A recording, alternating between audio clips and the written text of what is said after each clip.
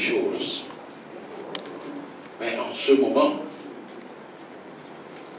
avions-nous les moyens de nous opposer? Mais nous n'avions rien fait. Certains même parmi nous peuvent dire qu'ils se réjouissaient de voir souffrir leurs frères parce qu'ils étaient en tenue. Et cette tenue leur donne cette force. Voilà, aujourd'hui, nous n'avions rien fait et nous-mêmes, nous sommes tombés dedans. En ce moment précis, faut-il encore nous résigner ou nous cacher? C'est ce qui a contribué à mobiliser une partie des victimes dans cette affaire de tentative d'atteinte à la sûreté de l'État et dans d'autres affaires. Je dis une partie parce que certains ont eu peur. Ils ont refusé de nous rejoindre. D'autres, pour des raisons politiques aussi, ont refusé de nous rejoindre. Je suis sorti de ma cellule d'une manière violente, nuitamment, menotté dans le dos, jeté dans un véhicule. Je ne savais où on m'amenait. Mais ça aussi, on peut recevoir des chocs terribles. Et en toute sincérité, j'ai eu la grande peur. Pour moi, c'était fini. Je pensais à ma femme et à mes enfants. On m'amenait où? Je ne sais pas. Personne ne me dit rien.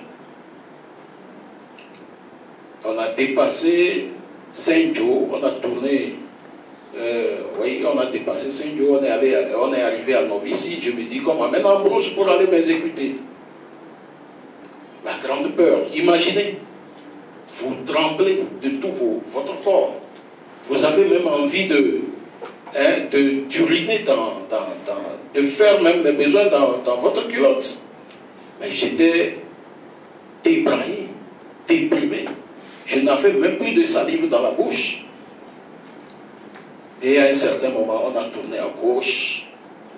On a pris la direction de la mosquée de Kadhafi. Et on a atterri à l'ANR. J'ai été menotté sur une chaise dans le dos de 21h jusqu'à 2h du matin, exposé aux moustiques.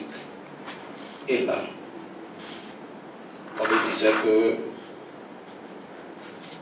je dois me confronter avec quelqu'un. Cette personne que j'ai jamais vue jusqu'au jugement. À 3h du matin, on m'a ramené dans ma cellule. Imaginez les moments là. J'étais retourné dans ma cellule complètement désemparé.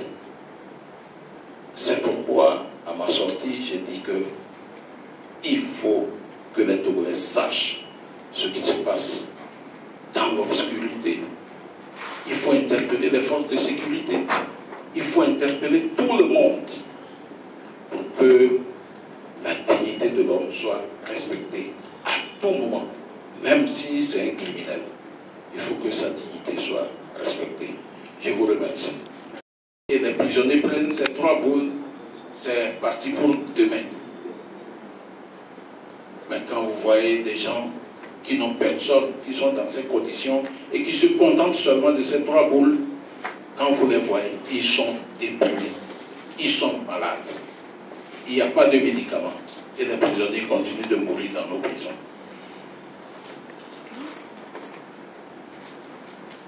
Parmi les multiples cas de traitement cruel, 18 heures, on les sortait pour qu'ils causent un peu avec ces geôliers. Mais moi, j'étais enfermé, comme d'autres qui étaient enfermés aussi au camp Nyassibé Yadema, 24 heures sur 24. Le jour où on m'a sorti pour me transférer à la gendarmerie, après 1 an et demi, j'avais des cheveux touffus, la barbe, comme tous les autres. J'avais des ongles qui ont percé même mes orteils. J'avais des plaies partout aux pieds. Et quand j'ai regardé le soleil, j'ai baissé la tête immédiatement. Parce que je n'ai plus vu le soleil pendant 8 ou 9 mois. J'ai connu un isolement terrible. C'est pourquoi je dis, ce combat, il est mon combat. Il est aussi votre combat. C'est notre combat à nous tous Togolais. Il faut s'y mettre.